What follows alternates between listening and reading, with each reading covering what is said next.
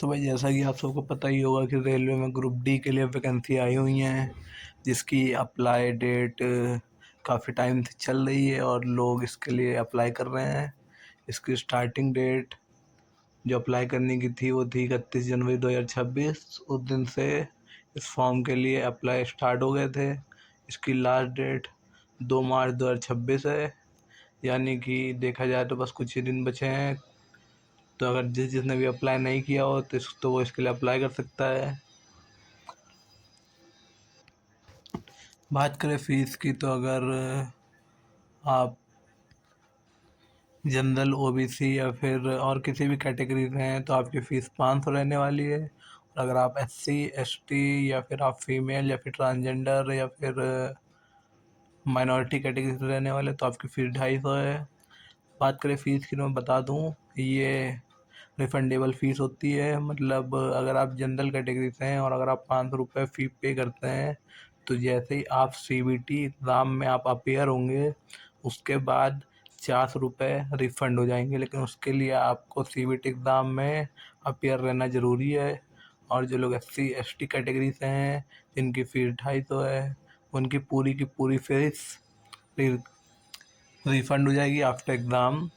वो लोग जैसे ही सीबीटी एग्ज़ाम देते हैं वैसे ही आपकी फ़ीस रिफ़ंड हो जाएगी। जब आप फॉर्म भरेंगे तो उसमें एक ऑप्शन आता है कि आप अपनी बैंक अकाउंट डिटेल भी डालते हैं। वो इसीलिए डालते हैं ताकि ये अमाउंट आपका रिफ़ंड में आ जाए। बात करें पोस्ट की तो टोटल वैकेंसी जो है वो है 22,195 है। और इसमें आज आपका जो एज क्राइटेरिया मांगा गया है वो है मिनिमम 18 साल और मैक्सिमम 33 साल। और अगर आप ओबीसी से बिलोंग करते हैं, नॉन क्रीमिलियर, तो आपको 3 साल तक की छूट मिलेगी। और अगर आप एससी एसटी से बिलोंग करते हैं तो आपको 5 साल तक की छूट मिलेगी। बात करें सैलरी की तो इसमें 18,000 रुपये सैलरी दी गई हुई है। इसमें जब अलाउंस, रेंट अलाउंस और बाकी अलाउंस ऐड करेंगे तो ये आपकी जो सैलरी है वो 27,000 से प्लस जाएगी। तो इसमें आपको इसका रिक्रूटमेंट प्रोसेस पता ही होगा कि इसमें 4 ऑप्शन आएंगे। उसमें से आपको एक ऑप्शन टिक करना होता है जो आपको लगता है कि सही है। ये एग्ज़ाम होते हैं कंप्यूटर पे। उसके बाद आपका होगा फिज़िकल। फिज़िकल में उन्हीं लोग को बुलाया जाएगा, यानी कि जितनी भी वैकेंसी है उसके 3 टाइम्स लोग फिज़िकल में बुलाए जाएंगे। मतलब मान लीजिए 22,000 है तो फिज़िकल के लिए लगभग लगभग आपके 66,000 के लोग के करीब फिज़िकल के लिए बुलाए जाएंगे। उसके बाद होता है आपका मेडिकल, जिसमें और फिर होती है डीवी यानी कि डॉक्यूमेंट वेरिफिकेशन। इन 4 स्टेजर में आपका रिक्रूटमेंट प्रोसेस होता है। तो बात करें एग्ज़ाम की तो इसमें आपके लिए को टोटल 90 मिनट का टाइम मिलता है, जिसमें आपके टोटल नंबर ऑफ़ क्वेश्चन 100 आते हैं। और अगर आप एक क्वेश्चन गलत करते हैं तो आपको 1/3 मार्क्स कटेगा, यानी कि अगर आप 3 क्वेश्चन गलत करते हैं तो आपका 1 मार्क कटेगा। और हर एक क्वेश्चन 1 मार्क का होगा, यानी कि अगर आप एक क्वेश्चन सही करते हैं तो आपको 1 नंबर मिलेगा और अगर आप 3 क्वेश्चन गलत करते हैं तो आपका 1 नंबर कटेगा। और इसमें जनरल साइंस से 25 क्वेश्चन आएंगे, मैथमेटिक्स से 25 क्वेश्चन आएंगे, रीजनिंग से 30 क्वेश्चन आएंगे और जीए से 20 क्वेश्चन आएंगे, यानी टोटल नंबर ऑफ़ क्वेश्चन तो आएंगे। और आपका 90 मिनट का टाइम होगा, यानी कि आपको एक क्वेश्चन पे 1 मिनट भी वेस्ट नहीं करना है।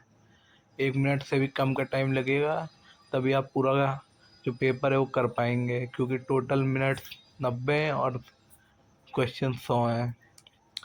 बात करें अगर इसमें जो पूछे जाएँ क्वेश्चन उनका सिलेबस, तो उनका सिलेबस इस नोटिफिकेशन में भी दिया हुआ है। ये जैसा कि आप देख सकते हैं यहाँ पे। आप चाहे तो इसका स्क्रीनशॉट ले लें या चाहे तो इसको कहीं पर नोट डाउन कर लें। अगर आप इसकी तैयारी कर रहे हैं तो ये आपको बहुत हेल्प करने वाली है कि किस टॉपिक से क्वेश्चन आते हैं। तो अगर आप इसके हिसाब से प्रिपरेशन करेंगे तो ये एक अच्छी स्ट्रेटेजी होने वाली है। बात करें अगर फिज़िकल की तो जो मेल कैंडिडेट होने वाले हैं उनको 35 किलो वेट कैरी करके 100 मीटर उनको जाना है, उनको चलना है 2 मिनट के अंदर अंदर। मतलब आपके पास मैक्सिमम टाइम 2 मिनट का ही रहेगा और आपको एक ही चांस मिलेगा। और 1000 मीटर की रेस होगी जो कि आपको करनी होगी, और उसके लिए आपको 4 मिनट 15 सेकंड का मैक्सिमम टाइम मिलेगा। उसके अंदर अंदर आपको ये रेस कंप्लीट करनी होगी। बात करें फीमेल की तो उन्हें 20 किलो वेट कैरी करना होगा और उनको जाना होगा 100 मीटर, और वो भी 2 मिनट में। और जो उनकी रेस होने वाली वो भी 1000 मीटर की होगी, लेकिन उन्हें टाइम 5 मिनट 40 सेकंड का मिलेगा। उसके अंदर अंदर उन्हें ये रेस पूरी कंप्लीट करनी है। तो ये आपका हो गया फिजिकल में भाई तो नहीं होगा। तो भाई यही है पूरी डिटेल। तो अगर आप लोगों ने अभी तक अप्लाई नहीं किया है तो आप इसमें अप्लाई कर सकते हैं। तो भाई वही है कि जिसको अप्लाई करना वो अप्लाई कर सकता है। सिर्फ कुछ ही दिन बचे हैं, 4 से 5 दिन। उसके बाद इसकी लास्ट डेट आ जाएगी। उसके बाद आप अप्लाई नहीं कर सकते हैं। तो अगर आप भी चाहते हैं कि आपको रेलवे ग्रुप डी में एक पोस्ट मिले, एक अच्छी जॉब मिले, तो आप इसमें ज़रूर अप्लाई करें। सिर्फ 10th पास अगर आप हैं तो आप इस फॉर्म को भर सकते हैं। तो 10th पास तो होंगे ही, इसीलिए इसमें ज़्यादा से ज़्यादा फॉर्म भरे भी जाते हैं। मुझे आज भी याद है, एक बार 1 लाख वैकेंसी आई थी तो उसमें लगभग 1 करोड़ प्लस फॉर्म भरे गए थे सिर्फ 1 लाख वैकेंसी के लिए। तो ज़्यादा से ज़्यादा लोग ये फॉर्म भरते हैं, तो इसको हल्के में बिल्कुल न लें। अभी से इसकी तैयारी स्टार्ट कर दें ताकि जब पेपर आए तो आप उसको अच्छे से उस पेपर को आप क्लियर कर लें। जोन वाइज वैकेंसी कहाँ कहाँ है मैं ये भी दिखा देता हूँ। तो भाई आप जैसा कि यहाँ देख सकते हैं कि किस जोन में, किस डिपार्टमेंट में, किस कैटेगरी की कितने वैकेंसी हैं। तो आप जब भी फॉर्म भरें ये चार्ट ज़रूर देख के फॉर्म भरें, क्योंकि आपको पता होना चाहिए आप किस जोन में अप्लाई कर रहे हैं, उस जोन में किस डिपार्टमेंट में कितनी पोस्ट हैं और आपकी कैटेगरी में वहाँ पे पोस्ट है भी या नहीं। पता चला आप अप्लाई कर दें और आपकी कैटेगरी सिर्फ 11-12 पोस्ट हैं, तो फिर मतलब आप सोच ही सकते क्या ही होगा।